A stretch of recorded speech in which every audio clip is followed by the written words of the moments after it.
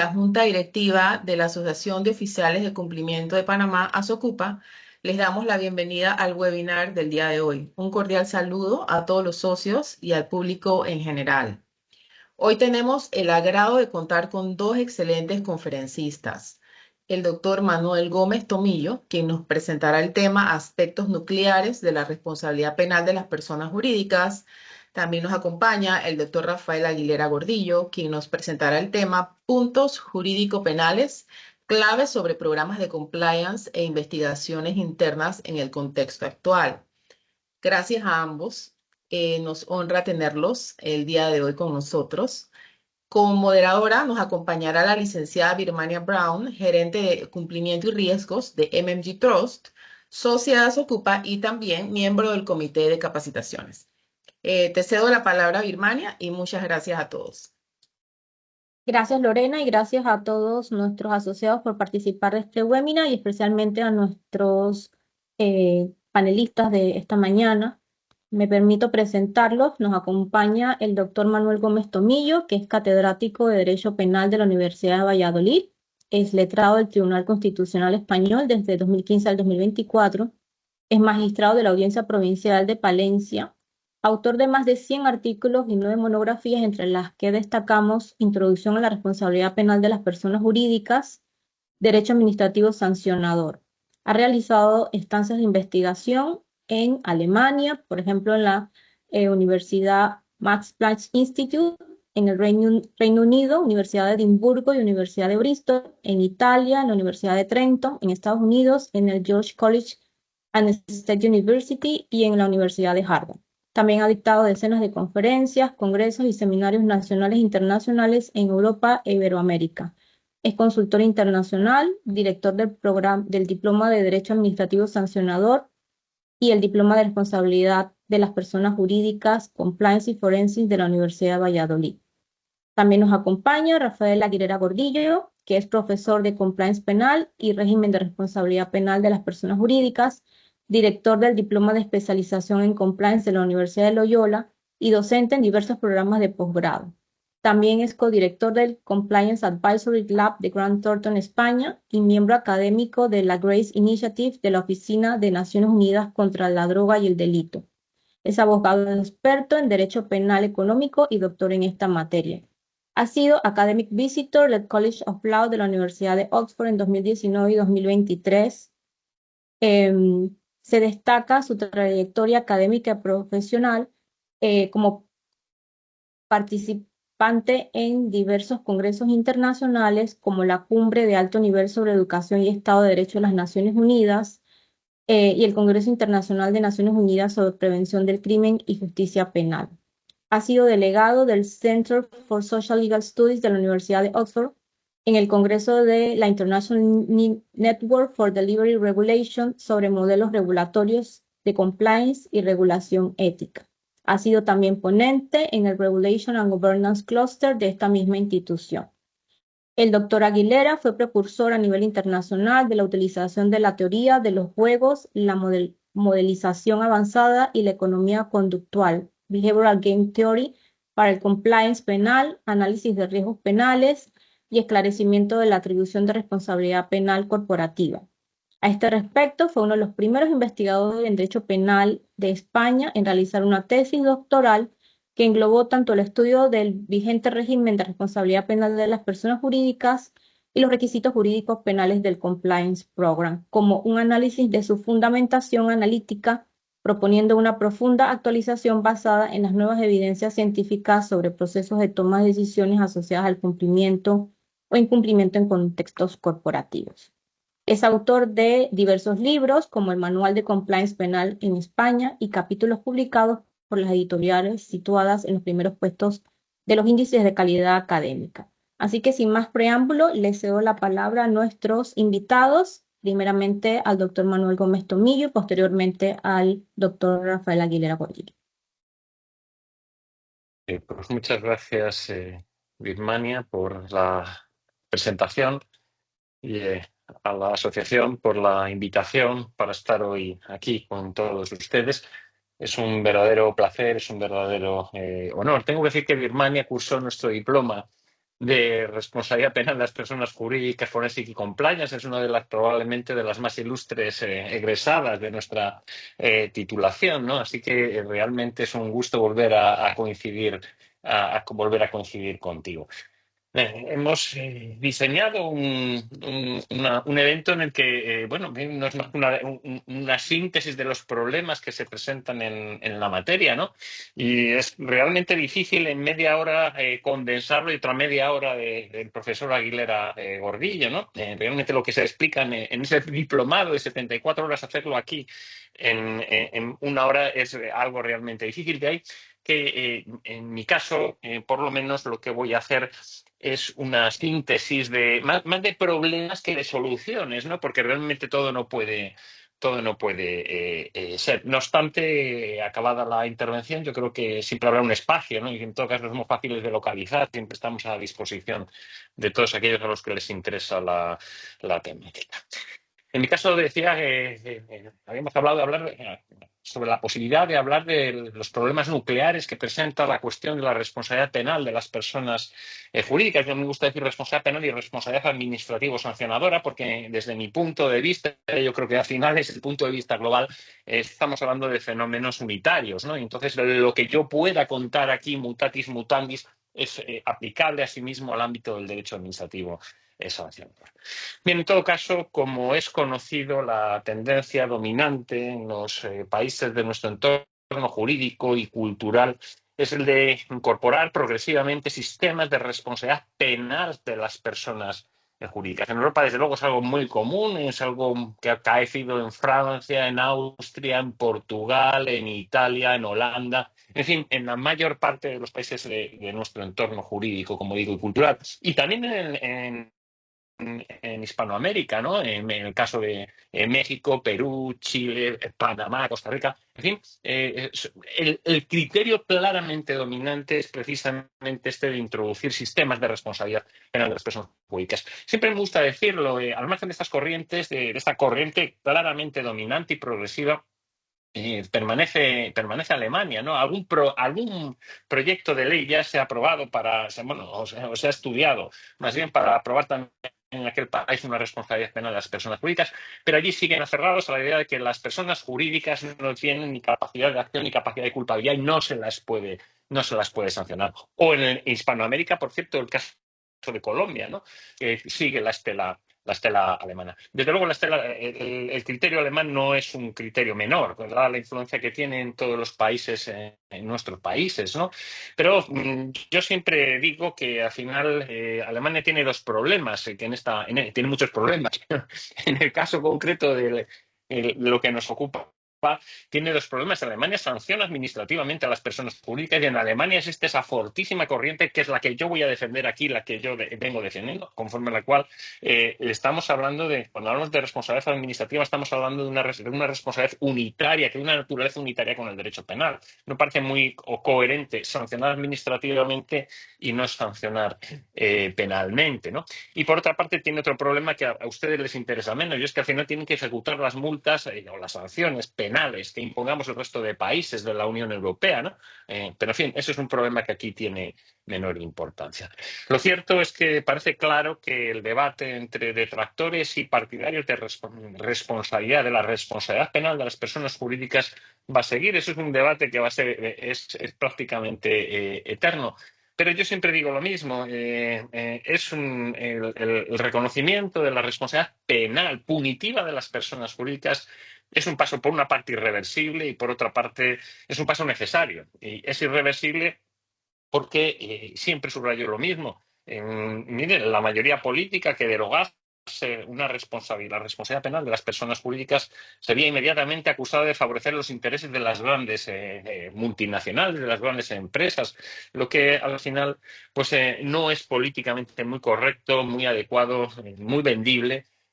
Considerando los grandes escándalos internacionales de Enron, Madoff, Siemens, Odebrecht, con tanto impacto en Hispanoamérica, ¿no? Y es un paso necesario desde mi punto de vista. Y muchas veces se pregunta qué sentido tiene sancionar penalmente a entidades, a organizaciones que ni sienten ni padecen, ¿no? ¿Qué sentido tiene ¿Qué sentido tiene eso? Y simplificando la cuestión, habitualmente procuro dar dos respuestas. Tiene sentido material y tiene sentido procesal. Tiene sentido material en la medida en que hay un fundamento nítidamente utilitario. Se trata, en definitiva, preventivo. Se trata, en definitiva, de fomentar que las empresas, las personas jurídicas, adopten programas de cumplimiento para la prevención de conductas ilícitas en su seno. Se trata esencialmente de eso, de fomentar esa adopción de compliance programs en el seno de las personas jurídicas. Pero eso no es lo único, hay una vertiente procesal, un fundamento procesal, ¿no? Se trata también, desde el punto de vista procedimental, desde el punto de vista procesal, se trata asimismo de facilitar las investigaciones, la investigación procesal en el seno de estructuras societarias complejas, ¿no? Yo muchas veces pienso en un delito cometido en el seno de Apple o de Amazon o de Google o de Microsoft, a los que la Comisión Europea ha abierto procedimientos sancionadores en fin, normalmente en el ámbito de defensa de la competencia, por multas al orden de 4.000 millones. La investigación en el seno de esas estructuras societarias complejas es particularmente difícil, ¿no? Es particularmente difícil. Al final, de lo que se trata es de poner a la persona jurídica un caramelo delante y decirle, si colaboras, yo te voy a reducir la pena. Si colaboras, yo te voy a eximir de pena, de la importancia nuclear de la circunstancia atenuante de colaboración o incluso de la eximente en las hipótesis de autodenuncia tan en boga en algunos ordenamientos jurídicos. Ese es el fundamento, es un fundamento en definitiva utilitario, ¿no? Un fundamento puramente utilitario. Los problemas que se plantean, desde luego, son múltiples y yo aquí prácticamente no puedo citarlos. Por una parte, no me detengo en si la responsabilidad de las personas jurídicas, su naturaleza si es autónoma o heterónoma. Estamos ante supuestos de autorresponsabilidad o supuestos de heterorresponsabilidad. Una discusión que está muy condicionada por la posición en los Estados Unidos de América, donde la responsabilidad es vicaria, o sea, se acepta mayoritariamente una responsabilidad por hechos de otro, ¿no?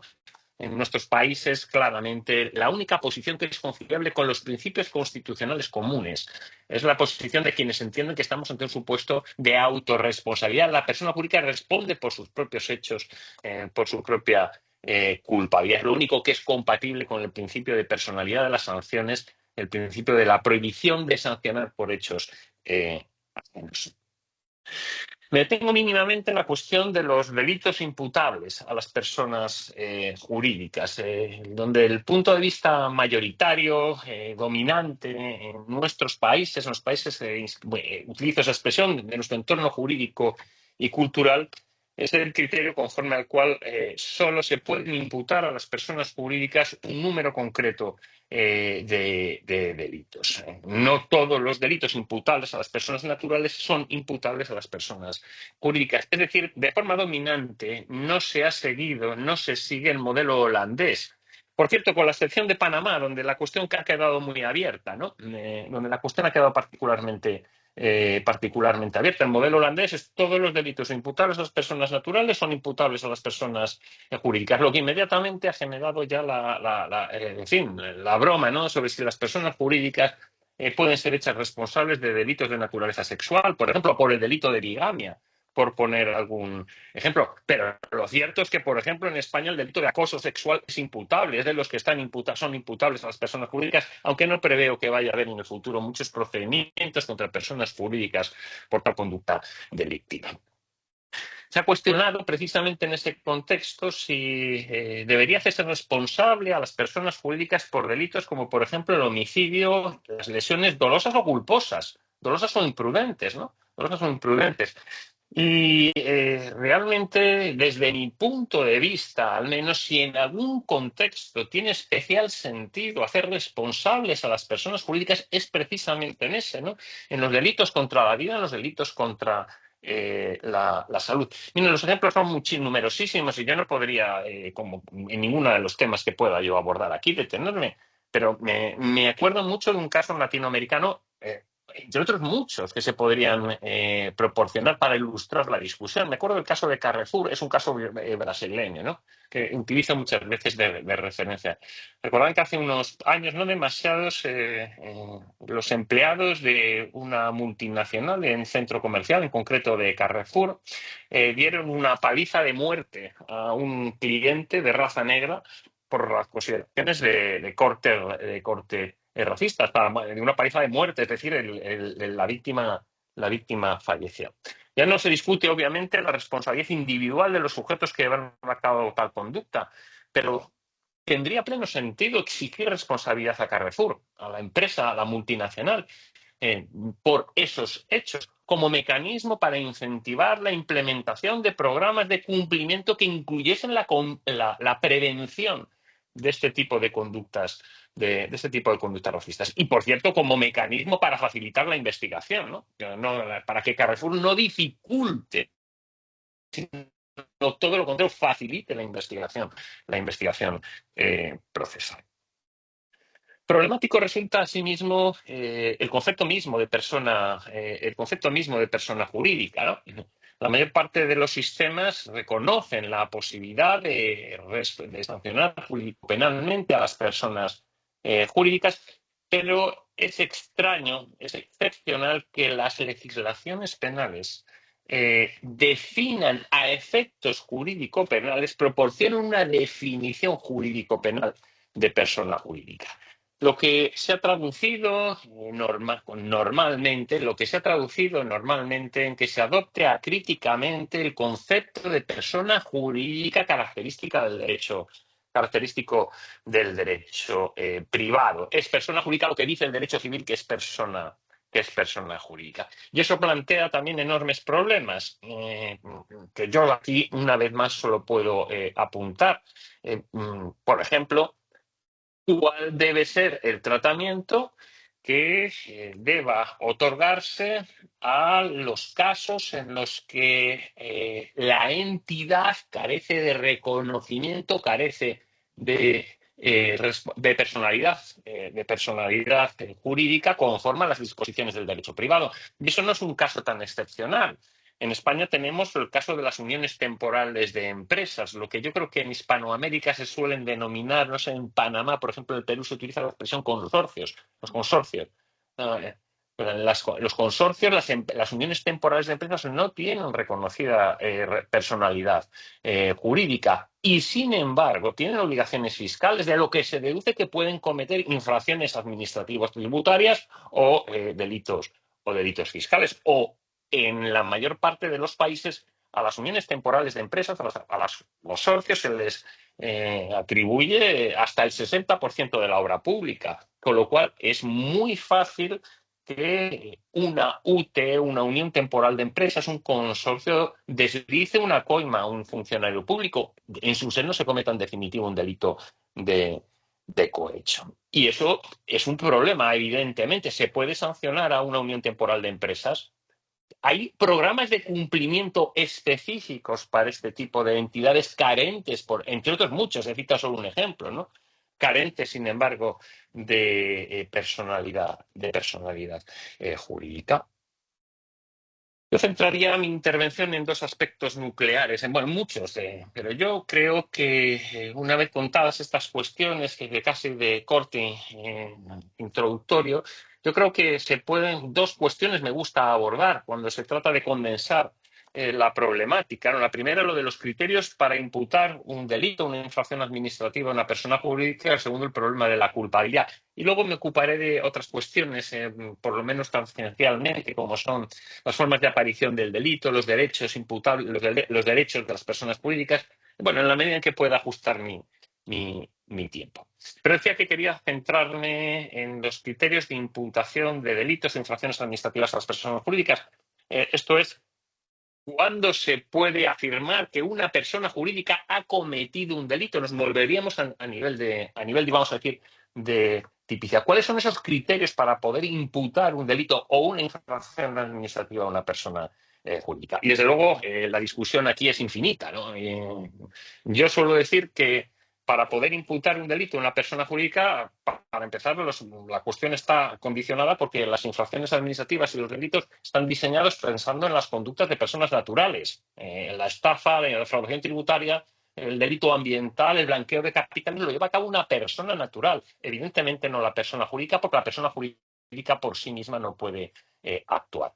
Parafraseando a Savigny, diría que las personas jurídicas son entes de ficción, no tienen existencia real, por muy consolidada que esté la imagen de Coca-Cola en la imagen, en la psique colectiva, o la manzanita en el caso de Apple. No son más que imágenes poderosas, imágenes en la psique colectiva, pero que carecen de existencia real. Siempre digo la misma broma. Lamentablemente el Real Madrid no existe, ¿no? Tampoco existe el Fútbol Club Barcelona, pero eso le importa mucho a mucha menos gente, ¿no?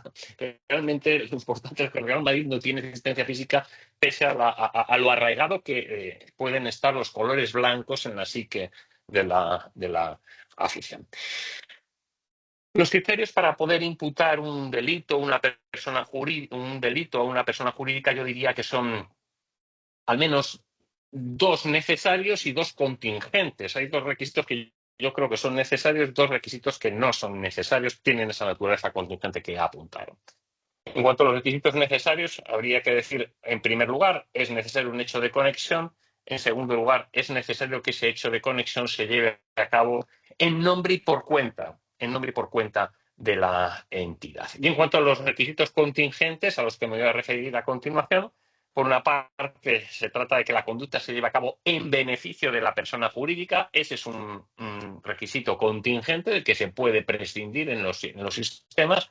Y en segundo lugar, está bien la cuestión tan arraigada en la actualidad española, cuál es la cuestión de la falta de cultura de cumplimiento, existencia de una cultura de incumplimiento. Me refiero mínimamente a estos cuatro requisitos, los dos necesarios y los dos contingentes.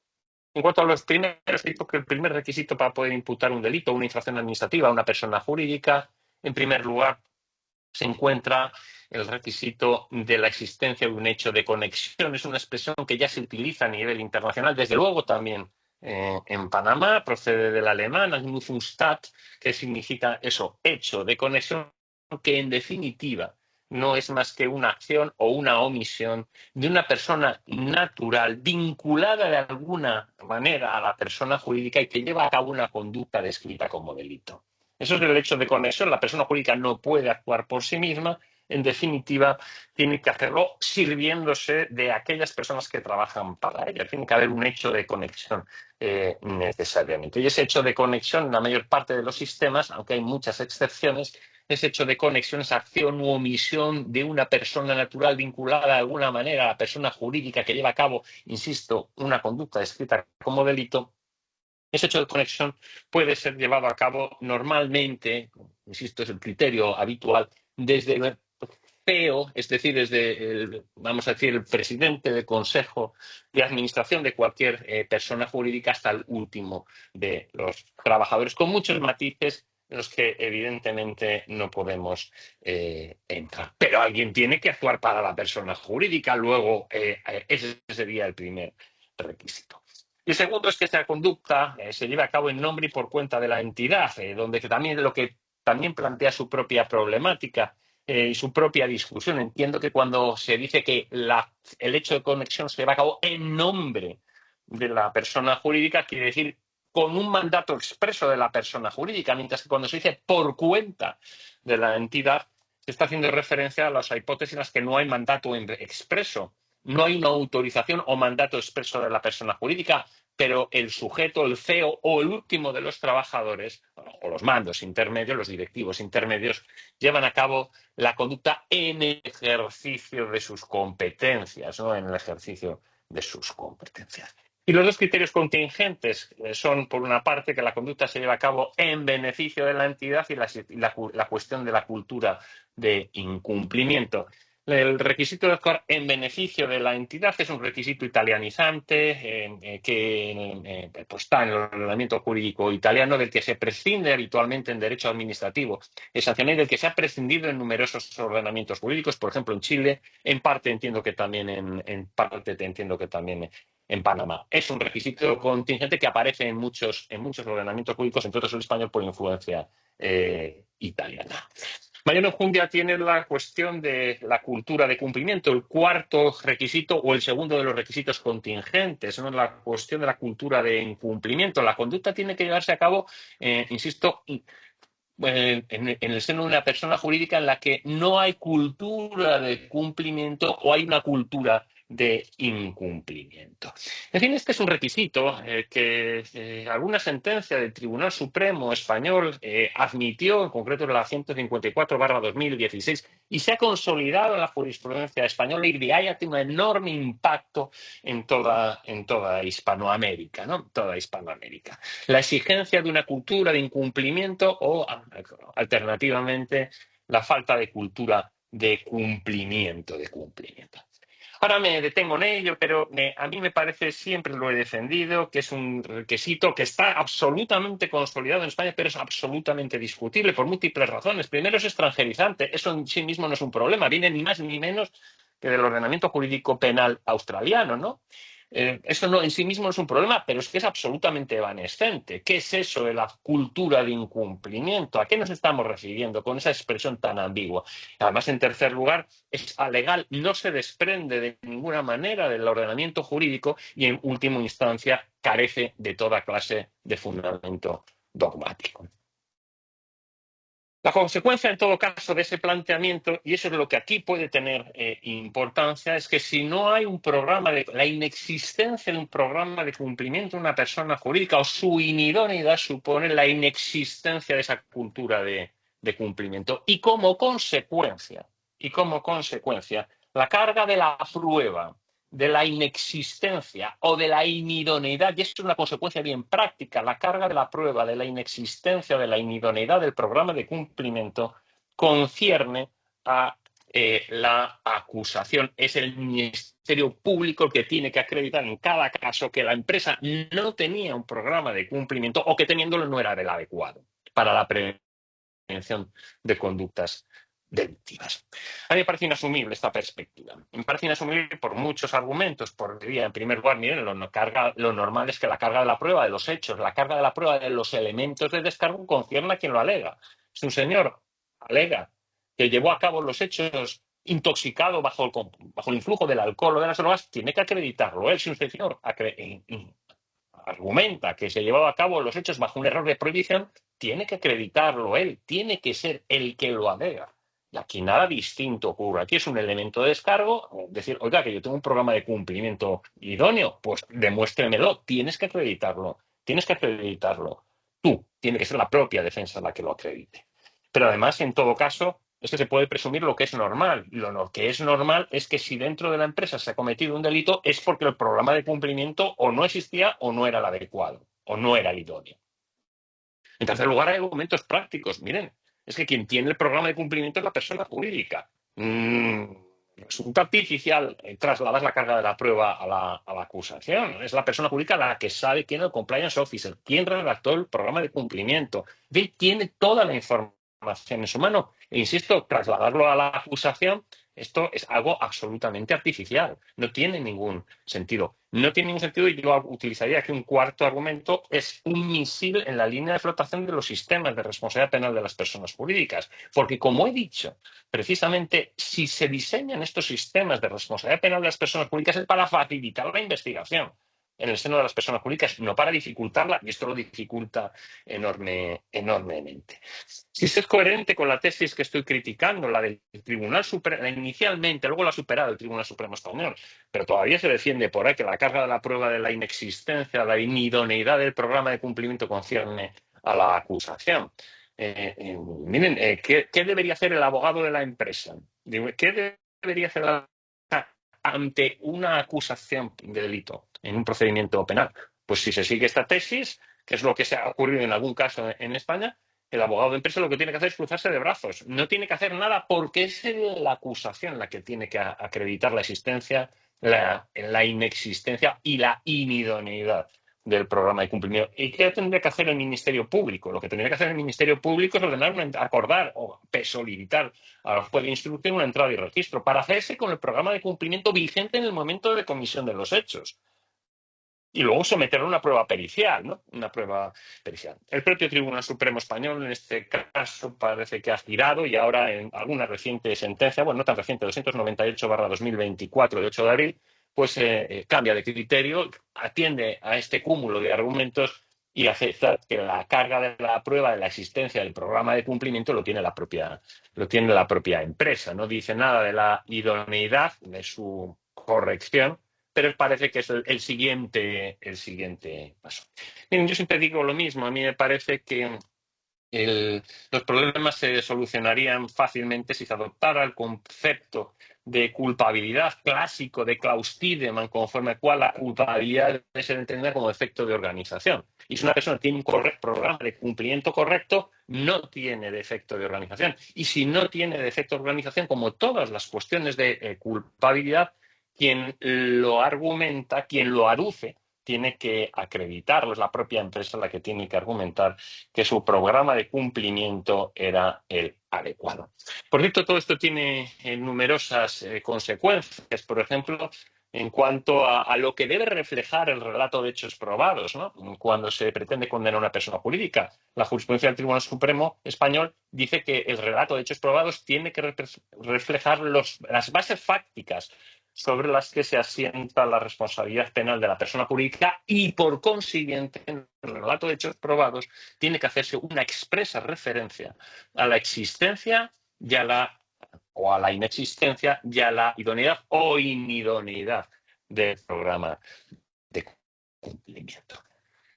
Muy brevemente intento concluir mi intervención con dos cuestiones que apunto simplemente muy rápidamente, que es la cuestión relativa, en primer lugar, a si las formas de aparición del delito son aplicables en el ámbito del derecho penal de las personas jurídicas y, en segundo lugar, la cuestión de los derechos de las personas jurídicas. Primera cuestión, en cuanto a las formas de aparición del delito, la cuestión ¿es posible imputar a las personas jurídicas un delito meramente intentado?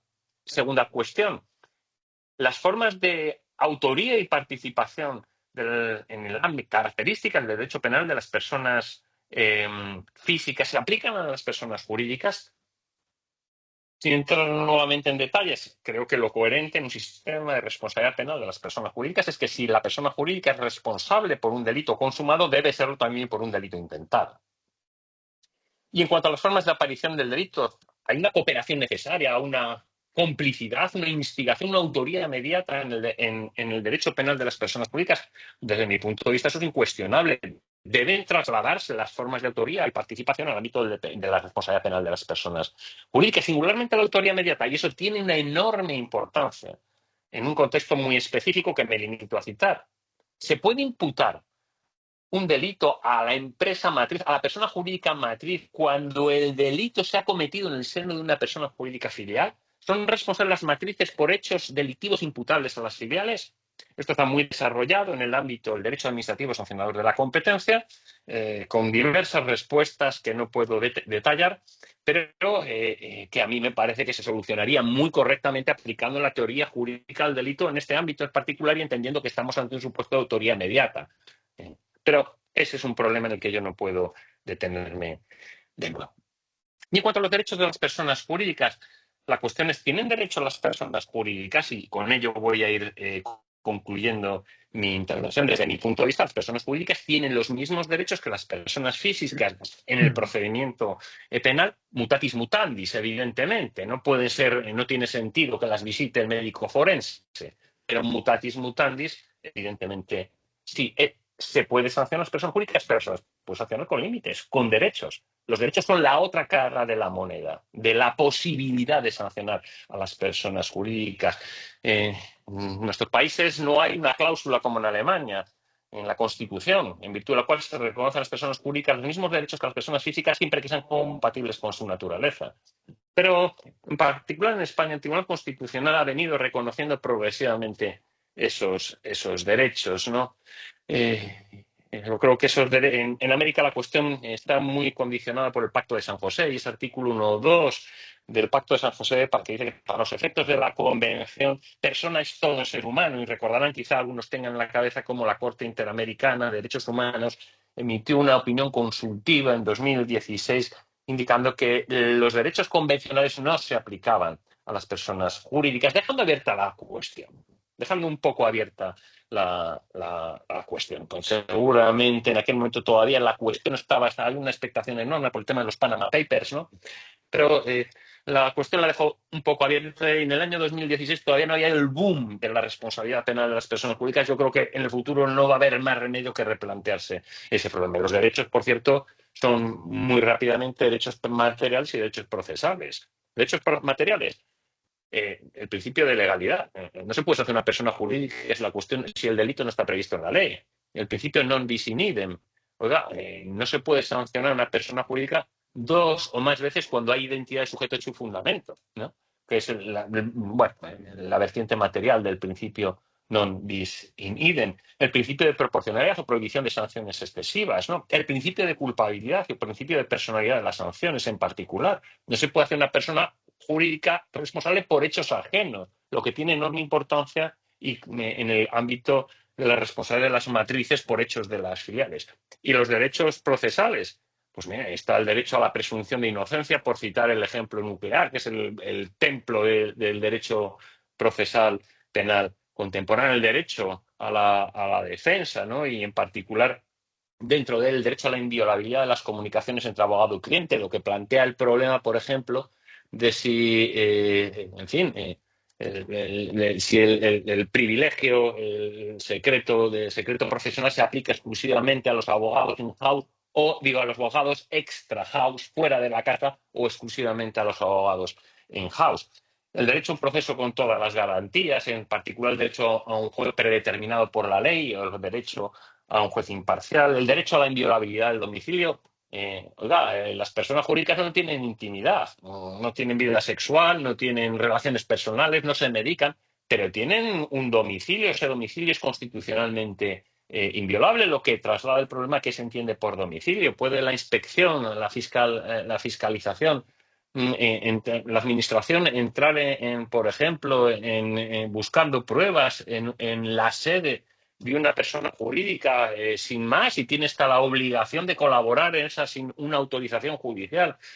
Tiene el deber jurídico de colaborar en esa entrada y registro sin autorización judicial, por ejemplo, o el derecho a la inviolabilidad de las comunicaciones, o el derecho a no autoincriminarse. Tienen las personas jurídicas en un procedimiento penal o administrativo sancionador el deber de colaborar hasta el punto de entregar material autoincriminatorio que le reclame la administración o el Poder Judicial, los jueces.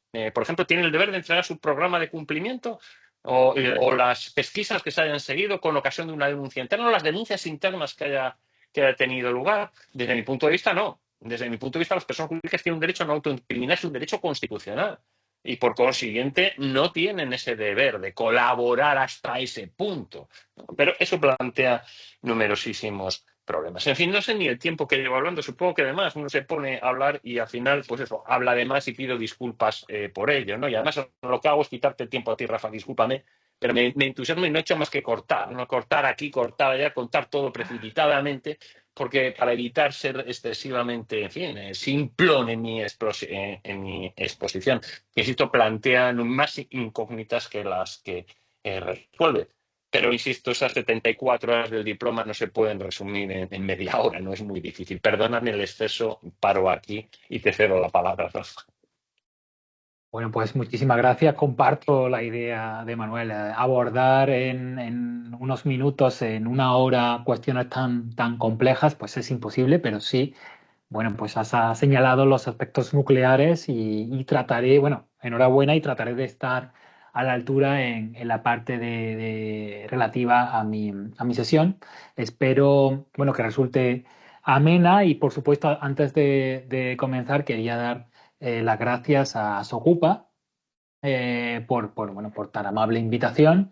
También en especial a Lorena Rodríguez por introducirnos en esta sesión, y muy especialmente a Birmania Brown por su rol clave para que finalmente esta sesión tenga lugar. Muchísimas gracias y bueno, pues comenzando un poco por aquello que apunta Manuel en relación a la eficacia e idoneidad del Compliance Program o del modelo de prevención de delitos en el marco de un proceso penal, pues quería subrayar que, bueno, por supuesto, se trata de una labor, la de velar por la eficacia e idoneidad del modelo de prevención de delitos, una labor que precede al ulterior escenario penal. Se trata de que la organización, obviamente, adopte, ejecute de manera idónea y eficaz un modelo de prevención de delitos.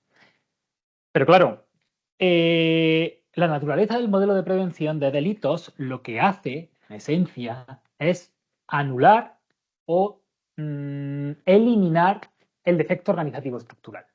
Es la cara B del fundamento por el cual se aplica reproche penal sobre la persona jurídica. Esa es la doctrina que viene aplicando el Tribunal Supremo Español y que parece que se está extendiendo por gran parte de Latinoamérica. Antes de avanzar sobre la virtualidad de un modelo de prevención de delitos eficaz e idóneo en el marco penal, sí quería destacar que obviamente un compliance program no solo sirve para desactivar la responsabilidad penal de la persona jurídica cuando se ha cometido un delito por parte de una persona física de la corporación que actúa en el ámbito de esa corporación y generando un beneficio directo e indirecto. Sobre todo, un delito del catálogo de delitos para el que se contempla la responsabilidad penal de la persona jurídica, según el ordenamiento jurídico que resulte aplicable. Pero ese modelo de prevención de delitos o ese compliance program también sirve para prevenir, detectar y reaccionar adecuadamente frente a cualquier otro delito que se cometa en el seno de una persona jurídica. La llamada delincuencia ad intra, el fraude interno, esos controles del modelo de prevención de delitos también coayudan a detectar si un trabajador o un directivo está robando a la propia persona jurídica. Y además también sirve para detectar otros delitos para los que no se contempla la responsabilidad penal de la persona jurídica. Y por supuesto, ese despliegue de controles y procedimientos tendentes a evitar la comisión de ilícitos de naturaleza penal también sirven para detectar otro tipo de ilícitos, por ejemplo, ilícitos administrativos. Son aspectos que hay que poner en valor junto con el elemento de que un compliance mejora la integridad, mejora la gobernanza de las corporaciones y que reviste a la corporación que adopta un modelo de prevención de delitos con un rasgo distintivo, con un elemento diferenciador con respecto a otras personas jurídicas que no hayan adoptado un modelo de prevención de delitos. Ahora bien, el ámbito del compliance se ha puesto muy de moda, sobre todo por el impulso de la responsabilidad penal de la persona jurídica. Y en este aspecto hay que subrayar que siempre hay que velar porque el modelo de prevención de delitos supere el llamado juicio de eficacia, es decir, que se aplique de manera decidida, rigurosa por la propia corporación, y el juicio de idoneidad, que implica que ese modelo de prevención de delitos tiene que contemplar procedimientos o controles idóneos para prevenir el delito finalmente cometido. Si en un escenario penal, ya sea en fase de instrucción, como vamos a ver algún caso, o en fase de enjuiciamiento, de juicio oral, la empresa muestra rasgos de superación del juicio de eficacia y del juicio de idoneidad, se produciría la liberación, la desactivación de la responsabilidad penal de la persona jurídica. De lo que se trata demostrando los elementos propios para superar el juicio de eficacia y los elementos propios para superar el juicio de idoneidad, es la evitación del llamado paper compliance o el fake compliance. Que, bueno, es interesante mostrar alguna diferenciación entre lo que es el fake compliance y el paper compliance. Mientras que el fake compliance se trata de un compliance adoptado únicamente como una operación fraudulenta o de maquillaje, pero sin voluntad real en la persona jurídica de prevenir delitos. De hecho, ningún miembro de la organización o muy pocos conocen de la realidad o de la existencia de ese modelo de prevención de delitos porque no se está aplicando. Mientras que, por otro lado, el paper compliance es un modelo de prevención de delitos que se guarda en el cajón y que, bueno, realmente la organización lo tiene archivado y que ningún miembro de la corporación conoce realmente ese modelo de prevención de delitos y no existe una mínima actividad formativa o de concienciación. Es decir, por un lado, el paper compliance, como síntesis, se guarda en el cajón y se trata de demostrar el día de mañana si hay un problema jurídico penal. Y el fake compliance es una simulación en la que hay parte de adopción, pero sin la voluntad real de aplicarlo en su integridad y sin la voluntad de prevenir delitos. Por tanto, puede haber en el fake compliance parte de aplicación del modelo de compliance, que es lo que distingue del paper compliance, que directamente está sobre el papel, impreso y guardado en el cajón. ¿Vale? Pues en esencia, con el juicio de eficacia y idoneidad, reducimos o eliminamos el riesgo de existencia de un fake compliance o de un paper compliance. Y en este sentido, hay que destacar que la gran mayoría de los ordenamientos jurídicos penales, cuando abordan la naturaleza y el contenido de los modelos de prevención de delitos, subrayan que se tratan de modelos tendentes a evitar o paralizar el riesgo de conducta delictiva.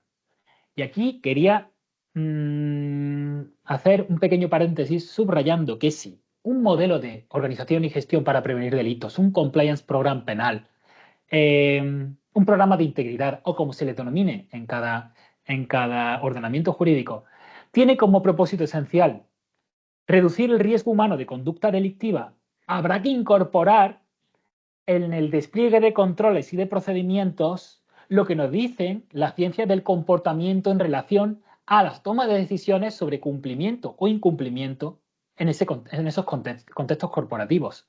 Por tanto, abogo por incorporar esto que ahora se denomina behavioral compliance en el diseño, ejecución e incluso en una ulterior pericial de compliance tendente a demostrar la superación del juicio de eficacia y juicio de idoneidad.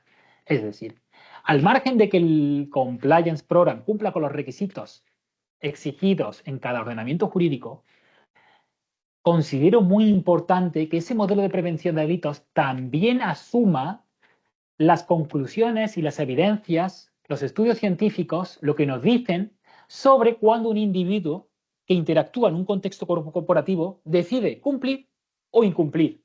Porque si conocemos lo que nos dicen esos estudios científicos, podremos articular controles y mecanismos más eficaces para evitar o reducir ese riesgo de conducta delictiva. Por tanto, abogo por adoptar un enfoque holístico a la hora de diseñar e implementar y ejecutar un modelo de prevención de delitos. Hecho este paréntesis, voy a aterrizar en un caso que es muy relevante por aquello de que debe de contener un modelo de prevención de delitos que se considere eficaz e idóneo. Y este caso es el famoso caso de la imputación a Repsol y CaixaBank, que luego se procedió al archivo respecto a estas dos personas jurídicas y en la resolución judicial final se estimó o quedó muy reducido el ámbito de acusación. Pero en lo que a nosotros nos interesa, que creo que es particularmente relevante, es a qué debe de contener un modelo de prevención de delitos para que ya el juez instructor, en fase de investigación penal, determine que el modelo de prevención de delitos era eficaz y contenía controles idóneos para prevenir los delitos por los que se está acusando a esa persona jurídica. Bien, vamos a apunto las fechas porque son especialmente relevantes y los delitos por los que se acusaba tanto a Repsol como a CaixaBank. Se los acusaba de delitos de revelación de secretos y delitos delito de cohecho. En la contratación a un excomisario que había montado una empresa y que realmente parecía que esa contratación versaba sobre labores realmente de espionaje a directivos de la empresa de la competencia. Esa es la síntesis del caso. Pues bien, el 8 de julio de 2021 se acuerda la imputación a estas dos personas jurídicas por parte del juez instructor por esos dos delitos. Pero esas dos personas jurídicas aportan evidencias tendentes a acreditar la eficacia e idoneidad de sus modelos de prevención de delitos. Y aportadas esa documental, del 8 de julio de imputación pasamos al 29 de julio, que se acuerda el sobreseimiento, el archivo provisional en fase de instrucción respecto a esas dos personas jurídicas. Al margen de que estamos en menos de un mes, por tanto, puede haber dudas sobre si de verdad hubo tiempo para analizar toda la documental por parte de un juez instructor que ya tiene una excesiva carga de trabajo, en cuestión de 8 de julio a 29 de julio, pero el juez instructor sobre ese caso respecto a estas dos personas jurídicas. ¿Qué dice? Dice, analizadas las diligencias practicadas y en concreto la documental aportada, se considera que ambas mercantiles tenían implantado al tiempo de producirse los hechos objeto de la presente pieza separada un sistema de prevención y de cumplimiento eficaz. Y sobre todo subrayaba, que esto lo apuntaba muy bien el profesor Gómez Tomillo, sin que las acusaciones hayan aportado elementos de cargo que permitan concluir la existencia de un defecto estructural en los modelos de prevención. Entonces, lo que nos viene a decir el juez instructor, adoptando la tesis del Tribunal Supremo, es que las defensas han aportado con alta carga indiciaria la existencia de modelos de prevención de delitos eficaces e idóneos. Y esto contrasta con la falta de acreditación del defecto organizativo estructural por parte de estas dos personas jurídicas, labor que tenía que haber protagonizado la Fiscalía. Bien, vamos a la parte de la documental aportada por las dos personas jurídicas inicialmente imputadas. CaixaBank, en relación al juicio de eficacia de su modelo de prevención de delitos.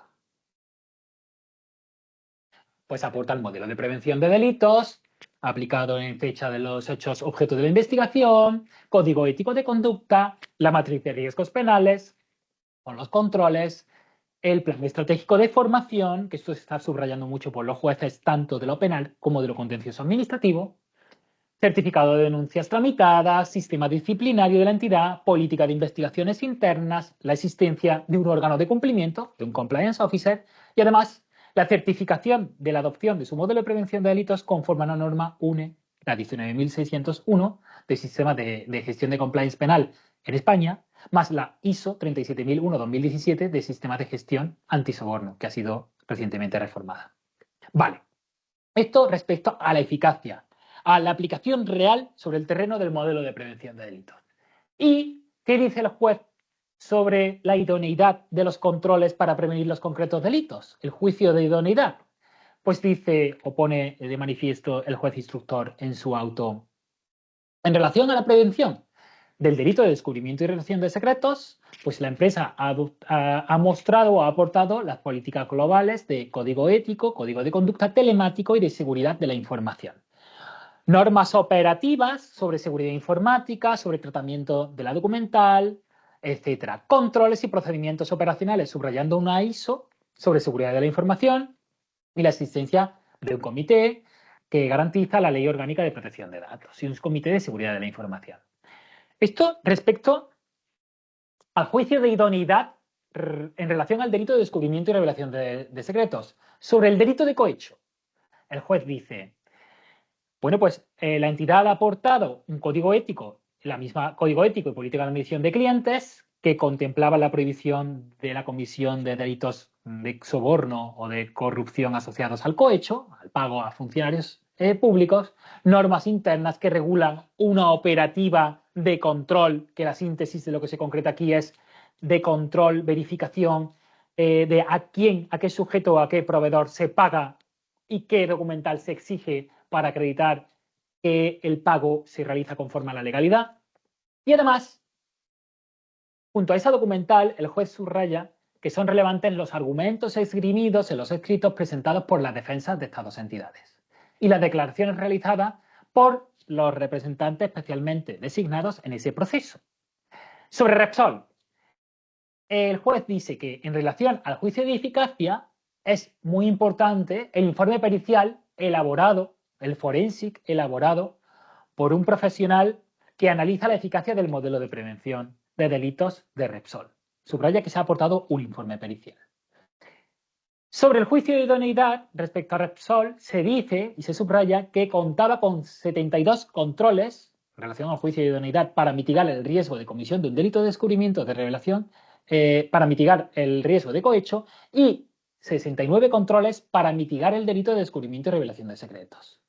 Es decir, había controles en relación al juicio de idoneidad para mitigar ambos delitos. Bien, y archiva. La Fiscalía Anticorrupción recurre. Dice, aquí no está claro, aquí hay indicios de que había defectos, el modelo de prevención de delitos no se aplicaba realmente, que no era eficaz. La sala de lo penal de la Audiencia Nacional da la razón parcialmente a la Fiscalía y dice, ojo, el sobreseimiento en fase de instrucción es prematuro. Hacen falta practicar más diligencias, aunque sea en fase de instrucción, para verificar tanto que los modelos de prevención de delitos adoptados por las personas jurídicas superan el juicio de idoneidad como que superen el juicio de eficacia. Y dicen, se vislumbran indicios, dice la Sala de lo Penal, pues entre otras cosas, que la energética fraccionó 3 encargos, como tengo subrayado, y que el contrato a este sujeto, a este excomisario, pues fue verbal y que no consta ningún documento de que los servicios jurídicos autorizasen esa contratación verbal. Y continúa, el auto es público, se puede acceder en internet y yo he extraído lo más relevante de ese auto.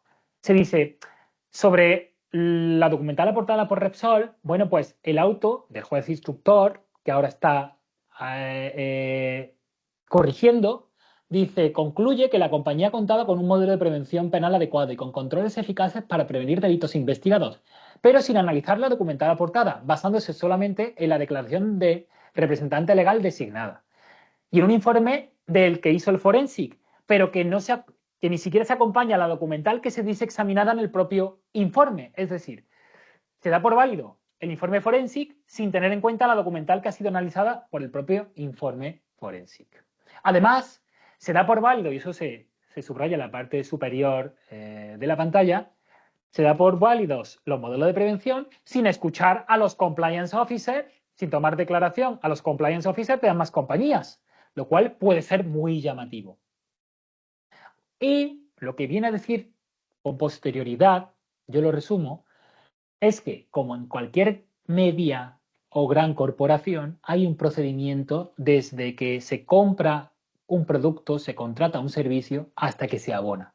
En esencia, suele ser mostrar la necesidad de ese objeto o servicio, solicitarlo, que haya cuantía presupuestaria, partida presupuestaria, que se saque o que se publique o que se solicite a varios proveedores que le faciliten las ofertas o los pliegos, que haya una mesa de contratación o un procedimiento, que en ese procedimiento haya un informe o haya varios intervinientes y que se cuente con el visto bueno del área jurídica, que una vez prestado el servicio, ese proveedor que haya sido previamente dado de alta remita la factura y que posteriormente se pague la factura. Pues bien, aquí la sala dice que, y esto resumiendo, porque no hay tiempo para entrar en detalle, que realmente se había remitido la factura con pagos, además facturas fraccionadas para minorar los importes y reducir controles, y que recibidas las facturas se había procedido al abono. Es decir, que se había soslayado gran parte de los controles. Bien. De hecho, bueno, sobre el fraccionamiento del contrato se pone de relevancia en el propio auto y no me puedo detener por cuestión de tiempo, pero en esencia se subraya la parte debajo del texto que ven en pantalla que la Sala de lo Penal subraya lo prematuro del sobreseimiento. Por tanto, el auto dice o determina que se estiman los recursos de apelación interpuestos por el Ministerio Fiscal y restituye la condición de investigadas, imputadas, actualmente investigadas, a ambas personas jurídicas. ¿Qué sucede? Pues lo que hace el juez instructor es proceder a la práctica de las diligencias que la sala señalaba que eran necesarias. Durante casi un año se procede a esa práctica de diligencia, se toma la declaración de los compliance officers, de otros sujetos intervinientes, y un año después el juez instructor vuelve a archivar, ante lo cual la Fiscalía vuelve a recurrir, pero, y esto interesa mucho a los compliance officers, la sala ya confirma la procedencia del sobreseimiento en fase de instrucción respecto de las personas jurídicas Repsol y CaixaBank. Y aquí apunto dos elementos esenciales. Uno sobre la infalibilidad y el sesgo de resultado y otro sobre el juicio de idoneidad. La sala subraya que en el momento de la presunta comisión de los hechos delictivos se ha acreditado que las entidades contaban con un modelo de prevención de delitos que cumplía con los requisitos del Código Penal aplicable. y subraya que ningún modelo es infalible y si un delito se comete por alguno de los sujetos que contempla el precepto citado, no implica necesariamente que el modelo de prevención de delitos adoptado por la persona jurídica sea inadecuado. Esa es la conclusión del juez instructor que comparte la Sala de lo Penal. Y sobre la idoneidad, el juicio de idoneidad, controles existentes en el modelo de prevención de delitos y relación de prevención o reducción del riesgo hipotético con el delito finalmente cometido, pues dice el juez. Bueno, pues el modelo de prevención tenía las medidas de control adecuadas y eficaces, tanto en diseño como en efectividad operativa. Y estaban incluidos los delitos de descubrimiento y revelación de secretos. Se dice, había un procedimiento previsto en la norma 87 de la entidad, ese procedimiento tenía los controles idóneos, y se dice, en todo caso, esa norma interna, la 87, contemplaba la contratación de proveedores de forma verbal y directa. Es decir, que a pesar de que el procedimiento tenía unos cauces ordinarios con una mesa de contratación, con una solicitud, con unos informes, etcétera, como también contemplaba la contratación verbal y directa para casos excepcionales, pues que se entiende cumplido lo dispuesto en el modelo de prevención de delitos. Aquí lanzo yo la siguiente reflexión.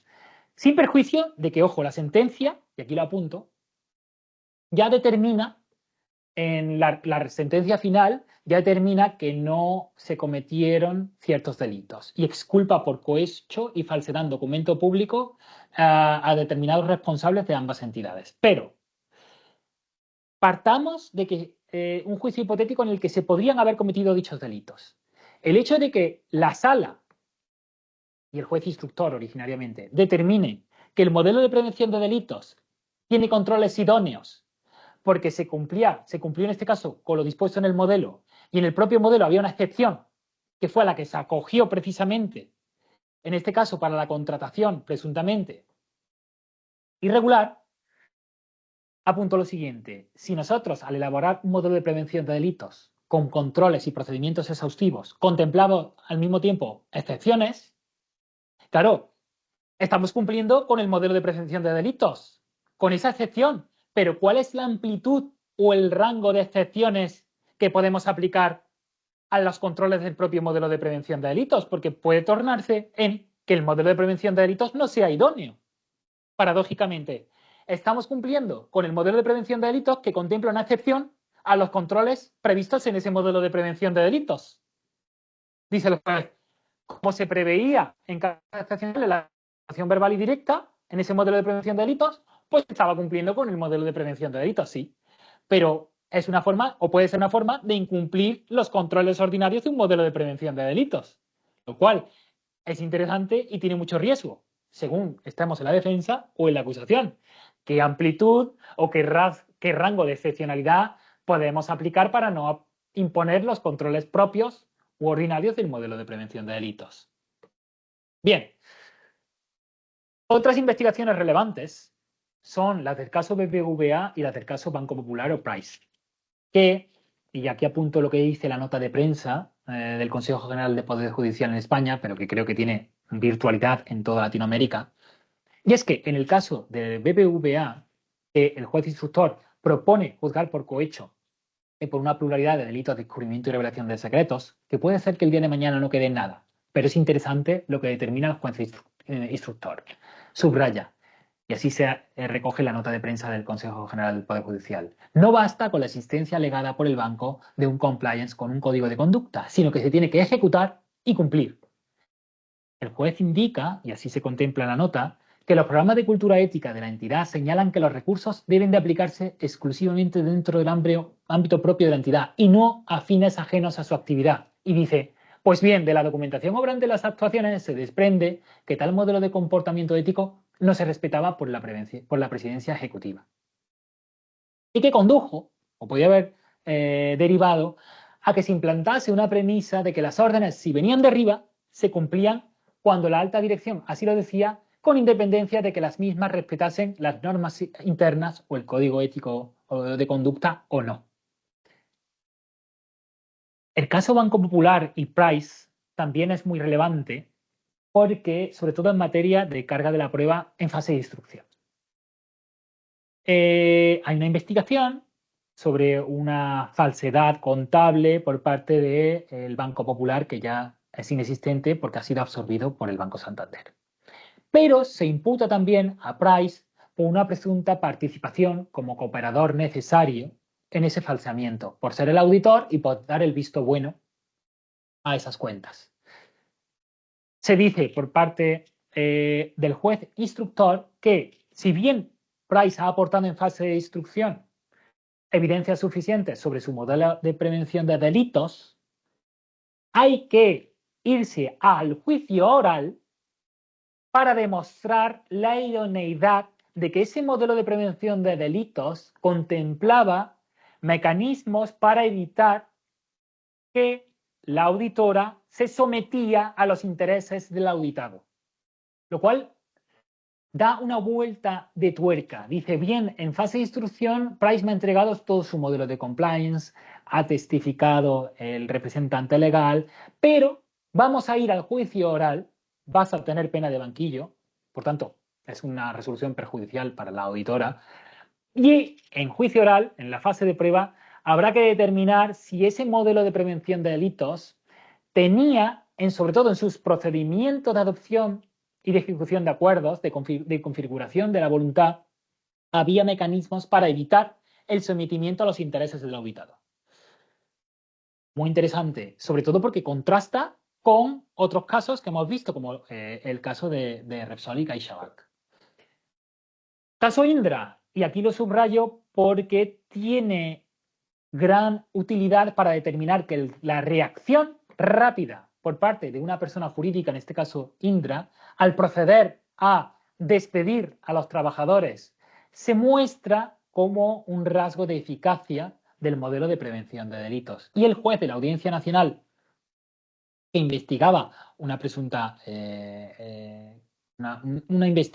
investigaba presuntos desvíos para financiar a un partido político, pues determinó que la respuesta de Indra ante los hechos aparentemente delictivos fue contundente y que se procedió rápidamente a realizar una serie de averiguaciones y a despedir a los presuntos responsables, procediendo a su despido. Hecho en fase de instrucción. Juicio oral, caso Aquagest. En este caso, lo que la juez determina y que tiene gran valor es lo siguiente. Dice, no existió ni en fase de instrucción ni en el juicio oral una mínima actividad acusadora de la Fiscalía o de la acusación particular tendente a acreditar la necesaria existencia del defecto organizativo estructural. Es más, no hubo ninguna pregunta en el juicio tendente a acreditar ese defecto organizativo estructural. La Fiscalía y la acusación se focalizaron en tratar de acreditar los delitos de las personas físicas, pero no el delito corporativo conforme a la doctrina del Tribunal Supremo, ese defecto organizativo estructural. Por tanto, se procede a la absolución de la persona jurídica. Voy a apurar unos 10 minutitos más y concluyo. Importante la resolución judicial que apuntaba antes Manuel sobre la eficacia de la idoneidad del modelo respecto a la persona jurídica afectada o imputada, la sentencia 298/2024, para señalar también que esa sentencia subraya que las personas jurídicas también pueden ser imputadas bajo la modalidad o bajo la categoría de partícipe. Con una complicidad, una persona jurídica puede ser declarada penalmente responsable.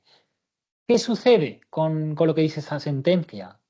Pues claro, si la activación de la responsabilidad penal de la persona jurídica procede si alguno de sus miembros ha sido partícipe en un delito ajeno, ya sea cooperador necesario o inductor o mero cómplice, ¿cómo articulamos controles?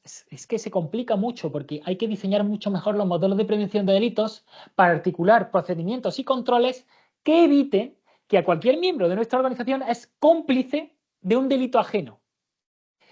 Claro, la defensa o la articulación de esos procedimientos tiene una vía que es la de evitar el beneficio directo o indirecto de la persona jurídica si en el ordenamiento jurídico correspondiente es un requisito sustancial. Vale, pues bien, tenemos un caso bastante famoso y que creo que es útil traerlo a colación, que es el de la condena a Pescanova. Se condenó a Pescanova por una serie de, un fraude a inversores, y a BDO se le condenó por la Audiencia Nacional como auditora por cooperación necesaria.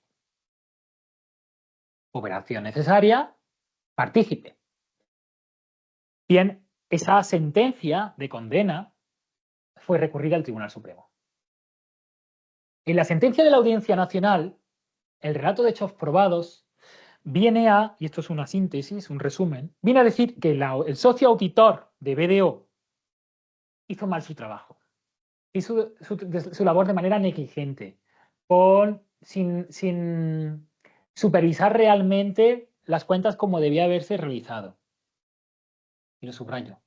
Se dice, tengo por aquí algún caso A, se dice, bueno, pues la auditora, el socio auditor, y por tanto la auditora, persona jurídica, pero voy a focalizarme en la labor del socio auditor, tenía acceso a todos los datos y a las filiales. Y tengo aquí subrayado, no efectuó la menor objeción desde que se asumió la responsabilidad del auditor externo, ni tampoco cuando dio el visto bueno a las elaboradas en 2012. Emitió su parecer favorable, y no solo siempre que fueron positivas, sino que se iba incrementando paulatinamente cada año. Viene a señalar que la aportación del auditor, cuando es necesario, sabe que no detectó que esas cuentas no reflejaban fielmente la imagen contable de la persona jurídica. Bien, la condena, eso es lo que aparece en los hechos probados de la condena en primera instancia por parte de la Audiencia Nacional. Ante el recurso del Tribunal Supremo, ¿qué sucedió? Pues se argumentó que en ese relato de hechos probados no estaba perfectamente concretada la conducta dolosa por parte del partícipe.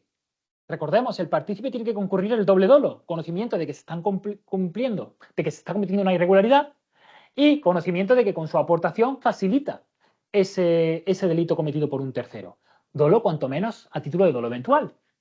Pero en este caso se dice por parte del Tribunal Supremo, que analiza y casa esa sentencia, dice, ojo, en los hechos probados parece que se está concretando una actitud imprudente, negligente. No queda claramente expuesto que el auditor supiera o tuviera claro que se estaba produciendo un falsamiento de las cuentas, y que tuviera claro que con su conducta facilitaba esa conducta delictiva. Por tanto, parece ser que estamos ante una imprudencia. En la participación imprudente se impune, y lo que determina el Tribunal Supremo es: absuelvo al socio auditor por falta de acreditación en los hechos probados de ese dolo. Ojo, que quizás pudo ser un fallo en el tribunal en la redacción de los hechos probados. Que eso no ha pasado en el caso de la imputación de Price en el anterior, y vuelvo atrás. En el caso del Banco Popular, en la imputación por parte del juez instructor ha dejado muy claro que aparentemente hay una actitud dolosa o clara de Price, aunque ya se tendrá que analizar con posterioridad. Pero aquí, en este caso que estamos analizando ahora, de la conducta del auditor, se dice que no quedó acreditado en los hechos probados de la sentencia de la Sala de la Audiencia Nacional el conocimiento de la falsedad de las cuentas por parte del auditor, y que es un elemento imprescindible para sostener su participación como cooperador necesario. Dice, hay que proceder a la absolución. Si procede a la absolución del socio auditor, procede a la absolución de la auditora como persona jurídica en cuyo ámbito actuó el socio auditor. Y dice además, y esto es muy importante, ojo, y además la Audiencia Nacional, cuando condenó a BDO, a la auditora como persona jurídica, no analizó la existencia del defecto organizativo estructural. Aplicó una especie de condena automática, responsabilidad penal de la persona jurídica automática por el delito cometido por el socio auditor. Y olvidó, y esto lo subió al Supremo, que además BDO tenía un compliance program que había aportado. Es decir, lo que dificulta más la condena de la persona jurídica acreditando un supuesto defecto organizativo estructural. Por tanto, esto es una de las bonanzas o de las bondades de tener un modelo de prevención de delitos, que en principio volvería más compleja la apreciación del defecto organizativo estructural si el modelo de prevención de delitos supera el juicio de eficacia e idoneidad. Pero lo que no cabe es, con una lacónica redacción de hechos, decir que dado que condeno al socio auditor, persona física, voy a condenar a la persona jurídica en cuyo ámbito ha cometido el delito. No. Y para concluir, uno de los requisitos en gran parte de los ordenamientos jurídicos de ese modelo de prevención de delitos, a los efectos de considerarlo eficaz, es tener un sistema interno de información o un canal de denuncias, un procedimiento para detectar presuntos delitos cometidos en la persona jurídica que, lógicamente, viene acompañado de una investigación interna. En España, ese requisito como tal no viene establecido. Lo que viene establecido es la obligación de informar sobre riesgos o incumplimientos al compliance officer. Claro, si en un modelo de prevención de delitos dirigido a los miembros de la corporación se impone la obligación de informar sobre riesgos e incumplimientos por parte de los directivos y los trabajadores al compliance officer, obviamente se presume que debe existir un cauce para alertar, el canal de denuncias o el sistema interno de información, que es una tendencia global que existe en la mayor parte de los ordenamientos jurídicos. Claro, si tenemos como requisito del modelo de prevención de delitos un cauce para alertar, la contrapartida es proteger al informante, proteger a aquel que alerta. No le vamos a aplicar represalias, porque entonces desincentivamos y desvirtuamos la utilidad de ese modelo de prevención de delitos. Y voy a señalar dos resoluciones judiciales que apuntan o que vienen a interpretar cuándo estamos ante un denunciante de buena fe y por tanto tenemos que protegerlo, y cuando estamos ante un denunciante de mala fe y por tanto podemos aplicar represalias a aquel sujeto que utiliza el canal de denuncias para otro fin o para alertar de algo que es conocido o que es notoria su falsedad. Como síntesis, como resumen, el primer caso, el del denunciante de mala fe, se trata de un caso en el que un consultor, un vendedor, estaba en su periodo de prueba, sabía que no iba a superar el periodo de prueba porque no estaba superando las evaluaciones a las que era sometido por parte de su superior, y como se olía, como intuía que iba a ser despedido, denuncia por acoso a ese superior. No solo lo denuncia por el cauce interno, sino que encima va a los tribunales. Pues bien, se hace una investigación interna y la investigación interna concluye que este sujeto había denunciado a su superior para quitárselo de en medio con la finalidad de permanecer en la empresa. Y además, en esa investigación interna existe otro documento, bueno, otra evidencia muy relevante, y es que hay compañeros del trabajo que determinaban que este sujeto que denunció a su superior les decía a ellos que había denunciado al superior con la finalidad de quitárselo de en medio para garantizar su blindaje. Y están las testificales acompañadas en ese procedimiento judicial. Por tanto, como se trata de un denunciante de mala fe, procede su despido y como rango más alto de represalia, pero procedería otro tipo de represalia. Como contraste, ¿cuándo nos situamos ante un denunciante de buena fe? Cuando aquel sujeto remite una alerta creyendo que aquella información que da es verosímil, creyendo que aquella información que da es verosímil. Por tanto, entramos en la cuestión de la verosimilitud y de la creencia de que los hechos que está alertando son reales. Verosimilitud, creencia que es distinta de la motivación. Y esto es muy interesante, porque en este caso el tribunal subraya que el denunciante es de buena fe porque aquellos hechos de los que está alertando a través del canal de denuncias, que en este caso eran irregularidades contra la ley de contratos del Estado, irregularidades contra la libre competencia, etcétera, pues después de la denuncia interna, este sujeto es despedido por el Departamento de Recursos Humanos. El sujeto recurre el despido y denuncia que estaba sometido a acoso laboral y que se ha vulnerado la garantía de indemnidad y el derecho a la tutela judicial efectiva. Ese recurso es analizado por el tribunal y dice, bueno, en este caso, este denunciante no estaba siendo sometido a acoso, porque el acoso requiere una serie de requisitos que no se estaban dando y que tienen ahí, y que dado que tendrán el vídeo, podrán parar la diapositiva y analizarlo. Pero, si bien no está en una situación de acoso, sí se ha vulnerado la garantía de indemnidad que tiene todo sujeto. Y esa garantía de indemnidad no solo se aplica cuando un trabajador o un miembro de una corporación recurre a los tribunales y no se puede aplicar a una represalia, sino que se adelanta a las reclamaciones previas. Y esa denuncia interna es una reclamación previa digna de protección de la garantía de indemnidad. Y viene a traer, bueno, un precepto del Convenio Europeo de Derechos Humanos, pero que en esencia se dice que se ha procedido a una vulneración de derechos fundamentales. Sobre todo porque estaba alegando hechos sobre los que creía razonablemente que eran ciertos.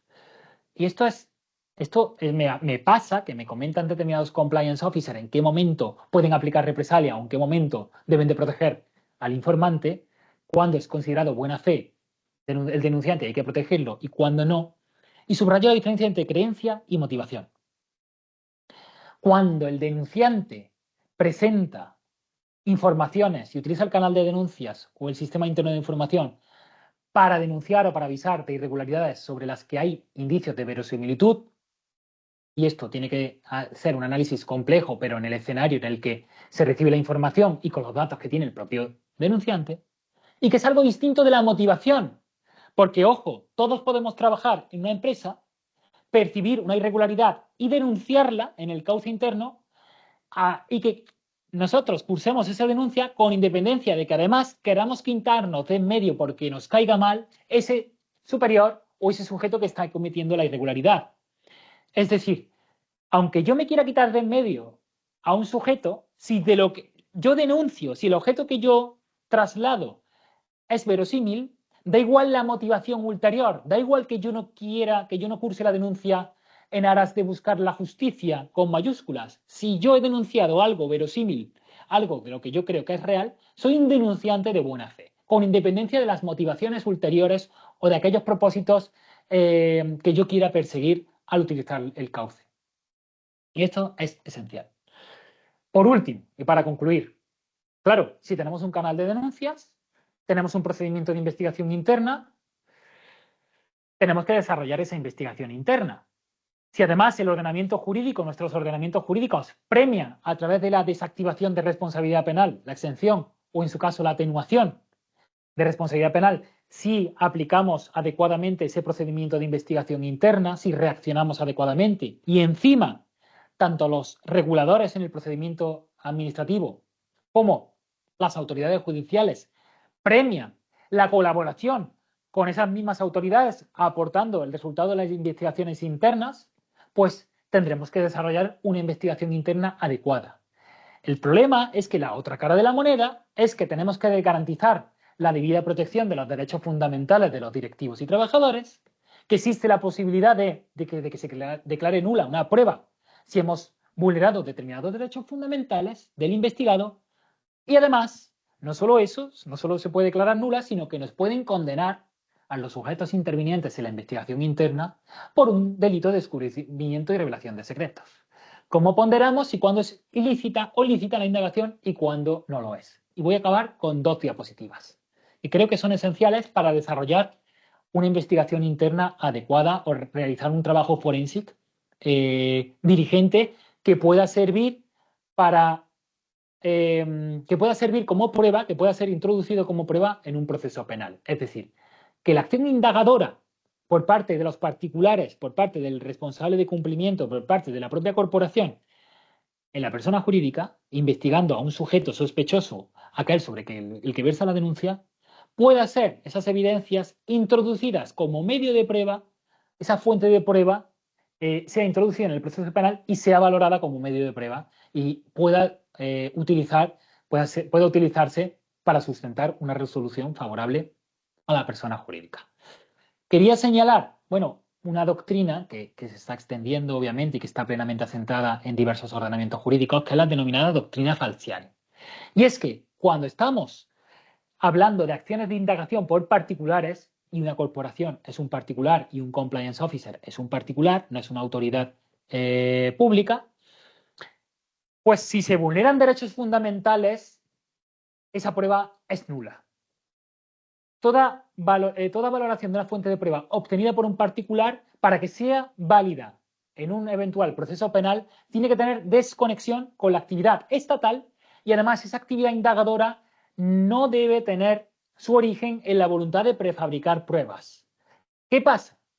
Pues que si nosotros, compliance officer, recibimos una denuncia y realizamos una investigación interna, está claro que existe cierta voluntad de prefabricar pruebas, existe un posible eventual proceso penal. Por tanto, no hay que vulnerar derechos fundamentales porque no existiría desconexión de antijuridicidad. Esto en el marco de una investigación interna.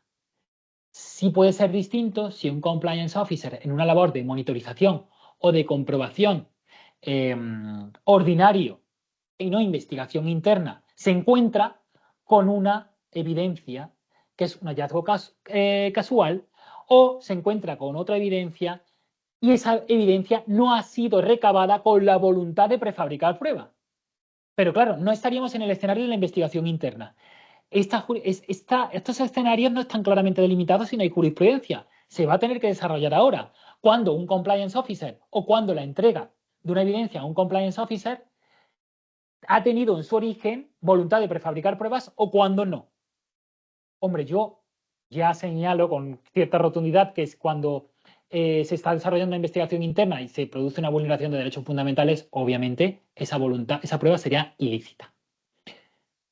Otra cosa sería un hallazgo inevitable, que el compliance officer se hubiese encontrado con esa evidencia, que el Tribunal Supremo está matizando y está suavizando la doctrina del fruto del árbol envenenado y la conexión de antijuridicidad, y por tanto está flexibilizando esa doctrina del fruto del árbol envenenado. Y viene a decir que, por ejemplo, si en una investigación interna se accedieron a determinados correos corporativos vulnerando el derecho fundamental a la intimidad, anulamos esos correos corporativos, pero que evidencias dimanantes, prueba derivada, si se pueden someter a hallazgo inevitable o si no existe conexión de antijuridicidad suficiente, pueden ser validadas. Otros accesos, otras periciales u otro tipo de acciones indagadoras que podrían considerarse derivadas.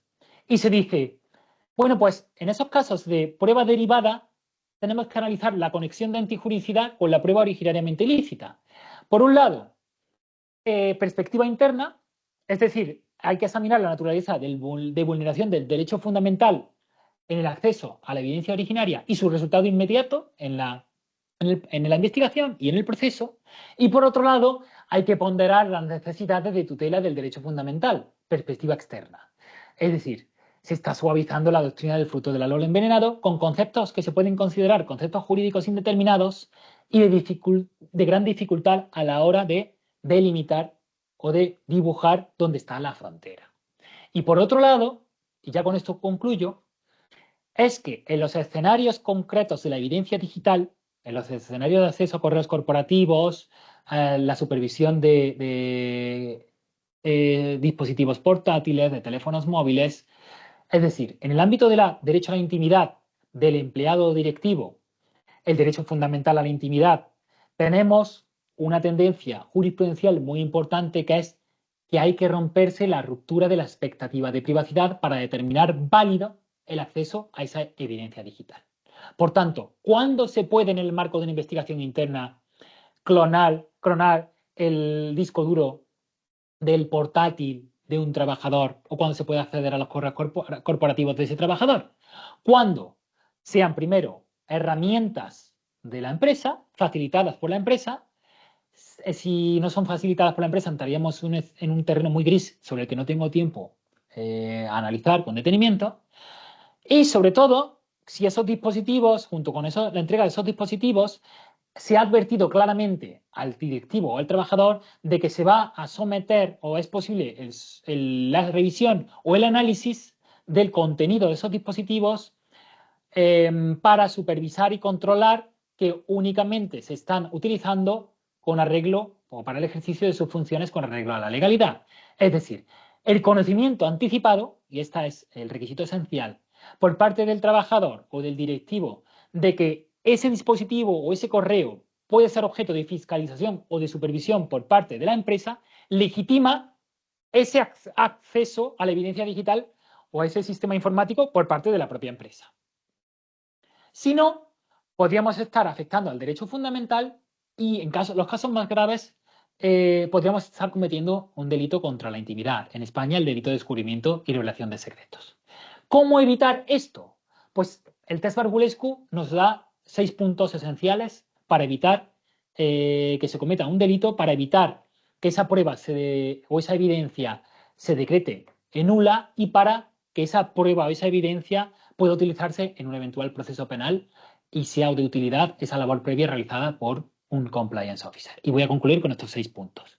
El primero, previa información sobre el posible acceso por parte de la empresa, razón o motivo que legitime esa intervención, es decir, que exista un indicio, que exista una sospecha por parte del compliance officer de que ese trabajador o directivo puede estar cometiendo una irregularidad, necesidad de la medida de monitorización o de acceso a la evidencia, que esa medida esté sometida a ciertos controles y que esté limitada en el tiempo, como el marco de una investigación penal, limitada a una serie de irregularidades en un plazo concreto, que se vea sometido a un juicio de valor, es decir, que el acceso resulte proporcional a la presunta irregularidad cometida, no porque el trabajador llegue tarde 5 minutos vamos a acceder a su correo corporativo, y por supuesto que esas medidas vengan acompañadas de las debidas garantías que normalmente se concretan en el procedimiento de investigación interna.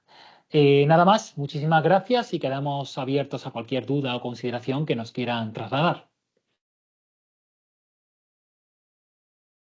Excelente, muchas gracias a ambos, a Manuel y a Rafael, por explicarnos en qué consiste pues, esa responsabilidad penal aplicada a las personas jurídicas y el impacto que tienen los sistemas de compliance penal en esta responsabilidad de las personas jurídicas. Si los asistentes tienen alguna pregunta, pueden escribirlas en el chat. Mientras tanto, me gustaría plantearles a ambos esta pregunta. ¿Qué características son las que debe tener un programa de compliance para ser considerado ya sea un eximente o un atenuante de esa responsabilidad penal? Lo han explicado, pero me gustaría sintetizarlo. ¿Cuándo un programa de compliance puede ser un eximente o un atenuante de esa responsabilidad penal? Yo creo que eso es más bien para ti, Rafa.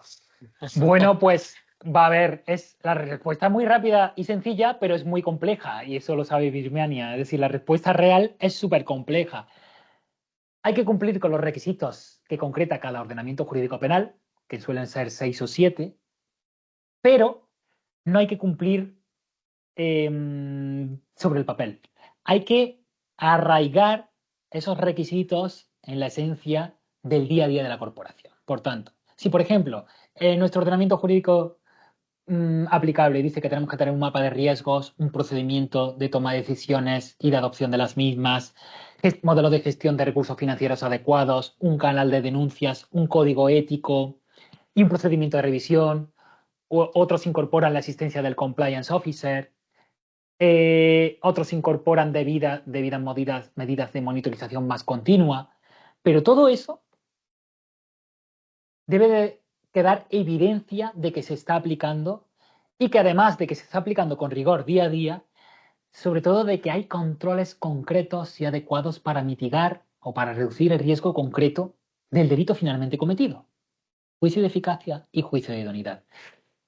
Es que al final hay que adaptarlo a la realidad de cada corporación y va a depender de cada corporación esa adaptación de los requisitos del modelo a la realidad corporativa. Claro, si se cumplen con todos esos requisitos, estaríamos ante un escenario de un eximente de responsabilidad penal de la persona jurídica.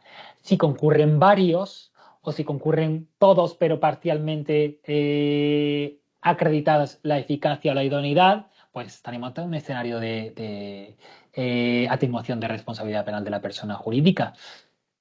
Yo aquí voy a decir una última cosa. Por un lado, y es que se habla mucho, sobre todo los que somos penalistas y hablamos y nos ponemos en el escenario de un eventual proceso penal, pensamos en preconstituir prueba, en hacer evidencias de que estamos aplicando el modelo, de que los controles son idóneos y a lo largo del día a día de la corporación, pues ir guardando evidencia y para el día de mañana aportarlo.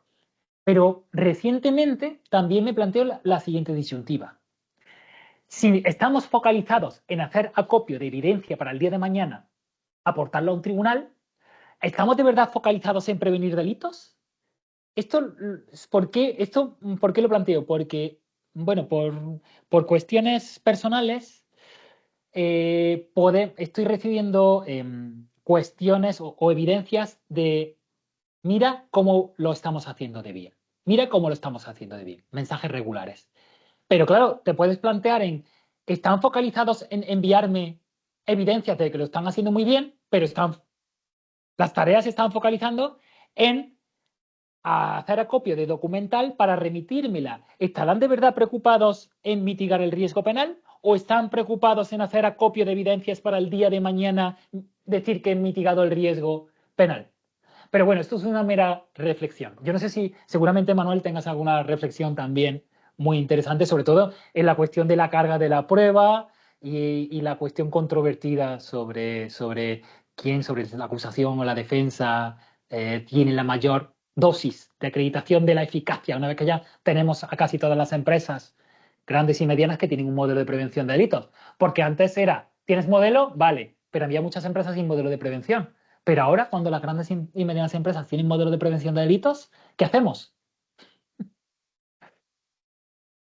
Bueno, yo suscribo lo que has dicho al 100%, Rafa. Poco puedo añadir. Además, el que realmente sabe de compliance eres tú. Así que no me inmiscuyo Muchas gracias, en gracias. ese área. Pero Siempre no me es ha llamado la cierto. Tú atención la sabes mucho. cuestión del límite, ¿no? Sí, ¿Dónde está exacto. el límite entre... bueno, del límite, claro, al final no es matemático, entre la exención, la atenuación o la irrelevancia, ¿no? ¿Dónde está? Al final como casi todas las pruebas, para aquí es particularmente más difícil, es un problema estimativo, valorativo, que no se somete a reglas matemáticas, es una lógica difusa de muy difícil concreción, ¿no? Ujú.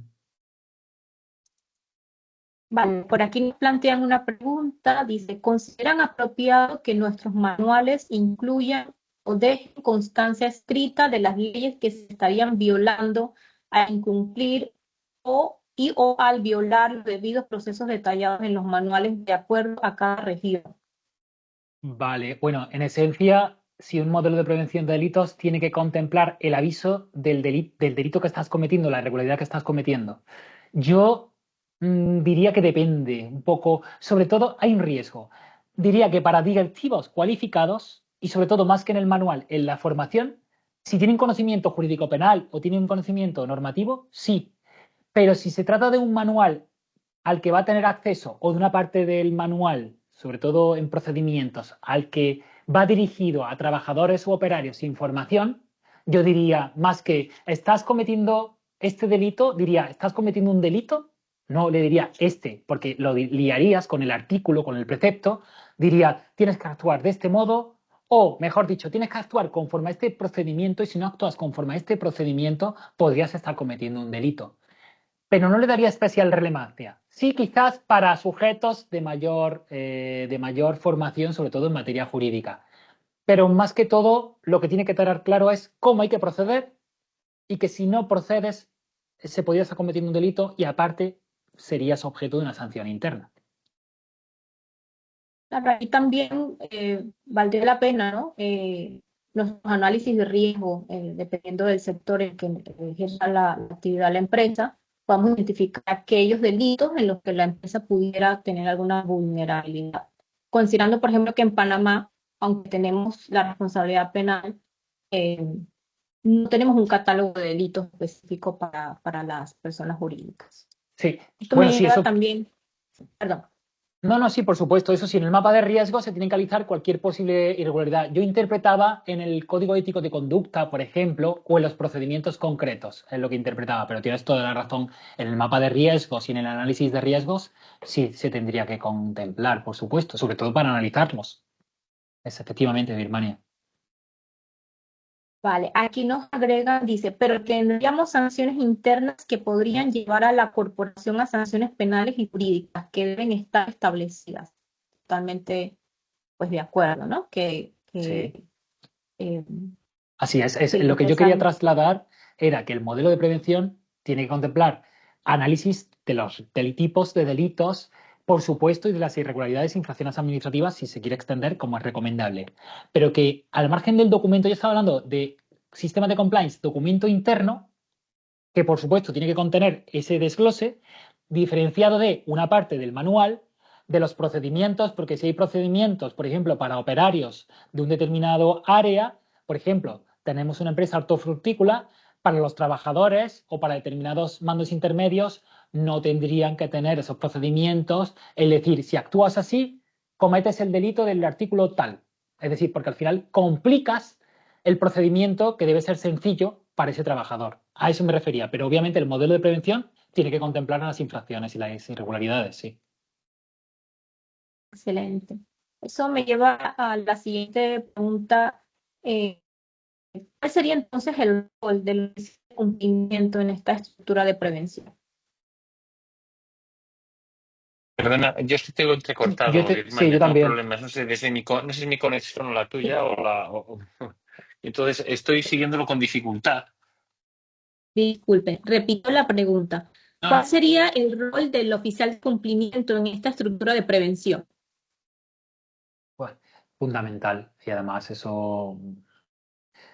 bueno, en primer lugar, si es uno de los requisitos del modelo de prevención, como en algunos ordenamientos jurídicos exige dentro de los requisitos del modelo, de ordenamientos jurídicos de Latinoamérica, es esencial para determinar la atenuante o la eximente. En España no se incorpora como requisito del modelo, pero sí como requisito de eficacia del modelo en grandes corporaciones. En pequeñas corporaciones se dice que las funciones del compliance officer sí las puede desempeñar el órgano de administración. Pero la función de compliance es esencial no solo para velar por la supervisión del modelo de cumplimiento, sino para la tarea concreta de recibir los avisos, de desarrollar una investigación interna y emitir un informe de conclusiones para que la persona jurídica adopte las decisiones correspondientes. Es el catalizador de la cultura, eso de la cultura de cumplimiento. Y sobre todo es aquel sujeto que incentiva o que promueve la labor de cumplimiento. Es esencial, tiene una labor crítica. Excelente. Y una última pregunta. ¿Quiénes serían los sujetos, es decir, las personas naturales que están estrechamente vinculadas con la persona jurídica que pudieran tener esa capacidad con sus actuaciones de comprometer a la persona jurídica? me depende del modelo, pero si te oigo correctamente, porque ya tengo serios problemas para hacerlo, pero si he entendido correctamente la pregunta, y no sé si me escucháis vosotros, porque yo lo oigo entrecortado.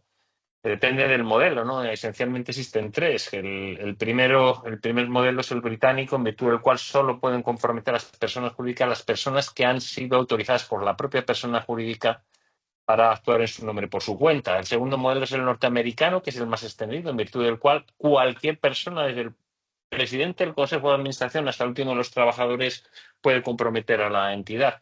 Y el tercero son situaciones intermedias donde, salvo los trabajadores, cualquier persona que tenga capacidad de decisión en el seno de la persona jurídica puede comprometer a esta. El modelo más común en nuestros países, de los países de nuestro entorno jurídico-cultural, es el norteamericano con matices. Cualquier individuo que trabaje para la empresa puede comprometer a la empresa. Y es razonable que así sea, porque esos trabajadores son empresa, forman parte de la estructura de la empresa, ¿no? Y por consiguiente es razonable que puedan determinar su responsabilidad. La sociedad les ve a ellos, ve a los trabajadores como encarnación de la persona jurídica, ¿no? Y ahí tiene una repercusión, obviamente, en el ámbito de los programas de cumplimiento, porque si precisamente los trabajadores pueden comprometer a la empresa, precisamente el programa de cumplimiento lo que tiene que tener muy en cuenta ese factor, ¿no? Ese factor es decisivo, absolutamente decisivo a la hora de prevenir las conductas delictivas en el seno de las personas jurídicas, ¿no? Excelente, pues muchísimas gracias. La verdad es que ha sido todo un placer tenerlos con nosotros en este webinar mensual de Asocupa. Pues allí les dejamos las redes sociales de nuestros invitados del día de hoy. Pueden estar en contacto con ellos para cualquier duda que les pueda surgir. Sabemos que son más complejos, que quizás ameritan analizarlos en más detalle y bueno, pues ahí les damos sus contactos Muchísimas gracias a todos los asociados que se han conectado en la mañana de hoy y bueno, le paso la palabra a Lorena, miembro de la Junta Directiva, para que concluya nuestra sesión. Muchas gracias, Manuel y Rafael, por compartirnos sus conocimientos y por tan excelente presentación de los temas abordados. Muchas gracias, Birmania, por la moderación. Antes de dar cierre a este webinar, en nombre de la Junta Directiva, les reiteramos a toda la audiencia que Asocupa llevará a cabo la 10ª edición del Congreso Internacional de Cumplimiento los días 23 y 24 de octubre del 2025 en el Megapolis Convention Center bajo el lema Políticas Globales, Desafíos y Oportunidades en Cumplimiento. Este evento reúne a más de 1000 profesionales locales e internacionales provenientes de los sectores públicos y privados, quienes intercambiarán conocimientos y experiencias en materia de transparencia y cumplimiento.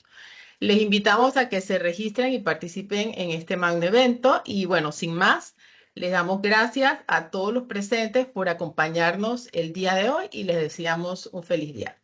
Muchísimas gracias. Muchas gracias a vosotros. Gracias.